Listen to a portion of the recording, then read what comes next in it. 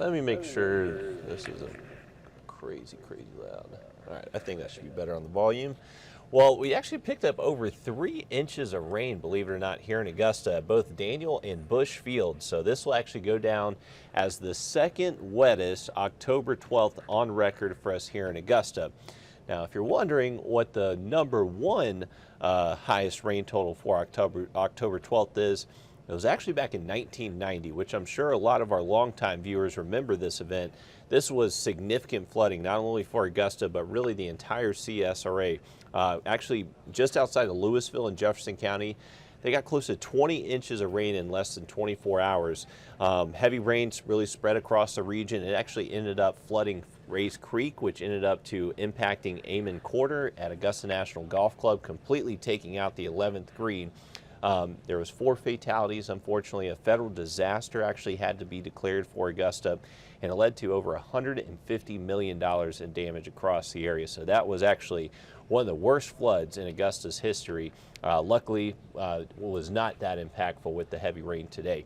Here's a look at how much rain we're expecting tomorrow. So unfortunately, Friday, we are expecting another wet, gray, and just kind of cool day. Our temperatures should stay in the 50s and 60s all day long again Friday. Rain totals look to be anywhere from around a quarter, maybe up to a ½ inch for some spots. So not expecting quite as much rain tomorrow as what we saw today, but still enough to impact those outdoor plans.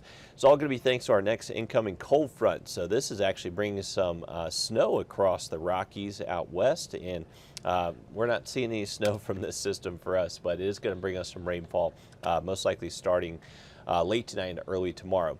The southern CSRA, you could be dealing with some very light rain out there at the moment, but for us here in Augusta, Aiken, Evans, we are looking to stay dry through tonight.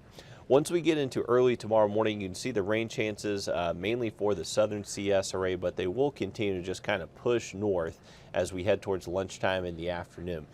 So you can see it's just going to be a scenario where they're hit or miss, they're scattered, and it looks like the rain rate should stay very light. So we're not expecting heavy rain, just kind of some light rain on and off throughout the day.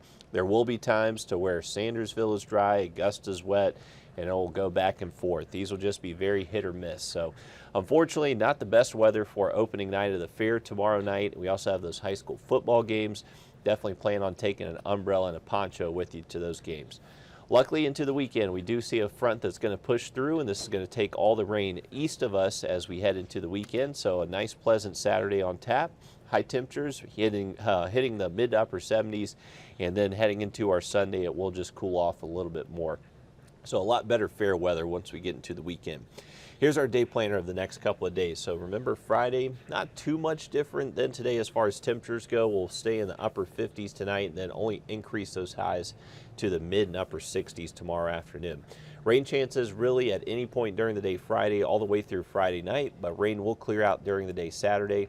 Once the front pushes through, it is going to be a little bit breezy Saturday. We could see some wind gusts maybe up to and over 20 miles an hour at times, but it is going to be a much nicer outlook for us. So Saturday, high temps near 80, Sunday, low 70s, plenty of sunshine Sunday. We are going to see some sun Saturday, but we're hoping that we clear out our skies enough to be able to check out a partial solar eclipse.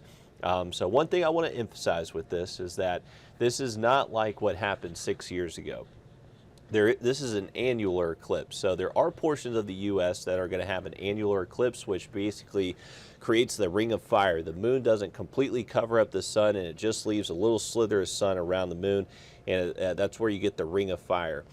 Now for us, it's just going to be a partial solar eclipse. So our maximum eclipse is only about 47%. So that's going to cover up just about 47% of the sun.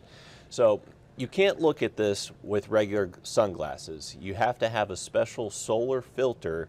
If you remember when we had the solar eclipse 6 years ago, we had those special glasses that everyone had to wear.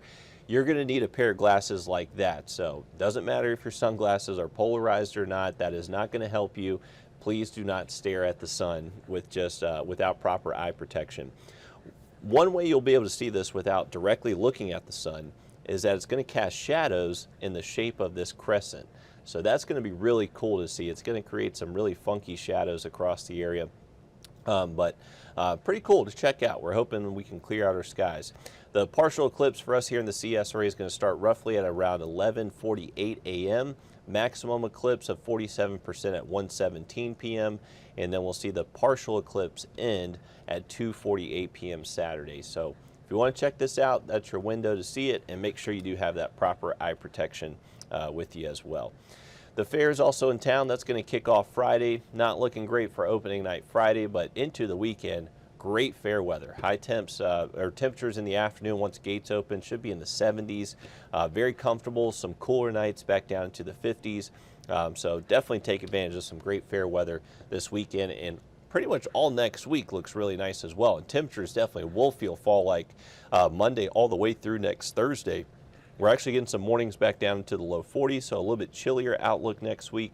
And it looks like our high temperatures will drop off into the 60s Monday through next Wednesday. So a much cooler than average outlook once we get past the weekend. Hope you have a great night. We'll see you again on News 12 at 11.